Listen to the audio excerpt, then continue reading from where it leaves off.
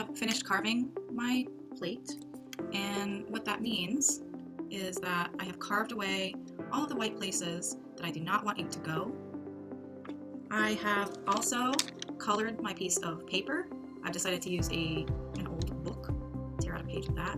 I have traced the piece of styrofoam on here so I know exactly where I'm going to print it. I have colored where I think I've kind of made an educated guess about where I want the colors to go on the project. And now I am ready to print. I don't think that anybody at home actually has a brayer. And so what I'm going to do is I'm going to use a paintbrush, and I'm going to be very careful to only brush the paint on the surface. This can get messy. So take out a magazine and lay it underneath of your project. So I'm using tempera paint. I would say you could probably use acrylic if you were very quick, because obviously it dries up really, really fast. I'm also making sure not to get too much paint on my brush, and this is quite a fluffy brush, and so it just goes right on top of the styrofoam. We talked about how things can be low relief, and block printing is low relief. Essentially what that means is that the surface that I'm printing is just a little bit higher than the places that I have carved away. Now, because a paintbrush is not completely flat, you are going to be getting some paint into those little valleys that you have carved. It's not a perfect technique. It just is something that we can use to make do, because you probably do not have a paint roller, an ink roller, ink, or anything like that at home. Now I want to go quickly with this, so I'm going to find a clean page of my magazine. I'm going to stick my print down exactly where I have drawn my tracing. Stick it, flip it, and burnish it flat. I don't really like the sensation of this on my hand, so I'm going to find something that is smooth at the base, that will not carve into my plate, perhaps ruin it. Burnish, burnish, burnish, burnish, burnish with the barin, except we don't really have a barin. A barin is a tool that we use to rub the back of a print. Instead, I am using this nifty little glue bottle.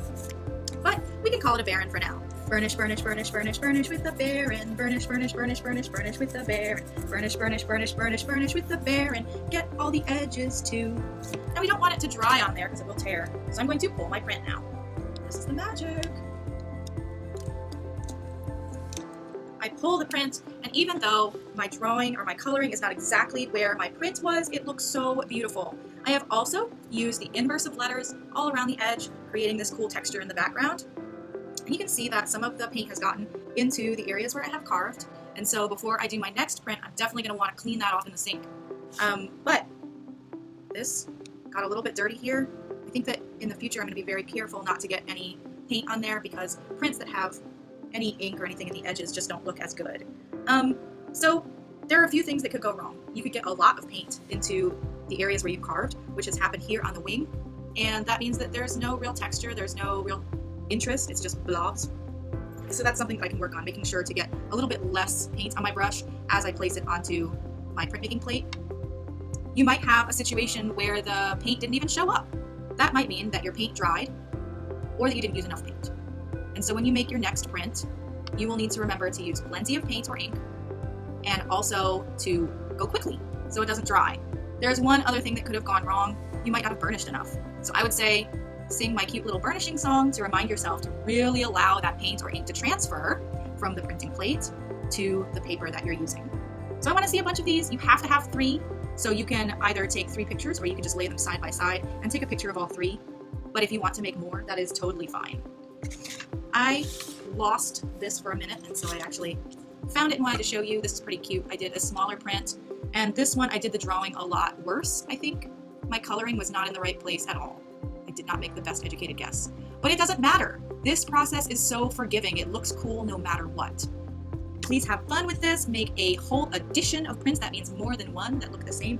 And make sure you label them just like a printer, just like a printmaker, where you have the number of print out of how many prints total. You've got your title in the center, and you've got your name on the right-hand side. So, have fun making your edition. I cannot wait to see them uploaded to Canvas. Meow? Bye!